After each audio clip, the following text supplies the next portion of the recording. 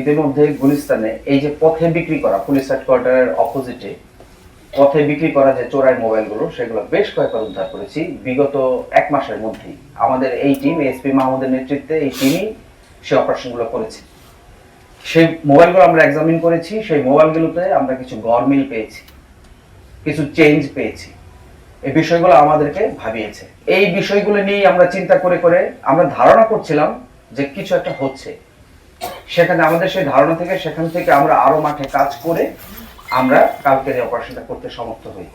এবং যত বাধা বিপত্তি আসুক, জনগণের স্বার্থে, বাংলাদেশের মোবাইল ব্যবহারকারীদের স্বার্থে ডিবি সাইবার ডিভিশন এই অপারেশন পরিচালনা করে যাবে, করবে ইনশাল্লাহ।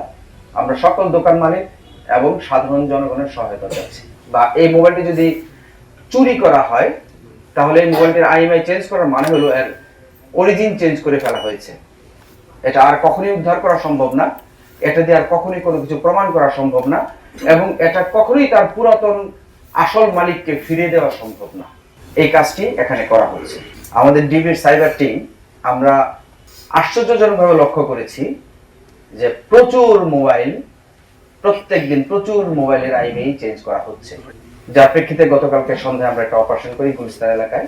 একটি দোকান থেকে আমরা একজনকে অ্যারেস্ট করতে সমর্থ হই এবং 5টি, আমরা এটাকে কাটা মোবাইল বলতেছি এখন, যার আইএমআই কেটে ফেলা হয়েছে, সেই আইএমআই কেটে ফেলা মোবাইল 5টি মোবাইল আমরা উদ্ধার করেছি। এবং বেশ কিছু মোবাইল যেগুলোর আইএমআই চেঞ্জ করা হচ্ছিল, হওয়ার জন্য জমা হয়েছিল, সেই মোবাইলগুলো আমরা উদ্ধার করেছি।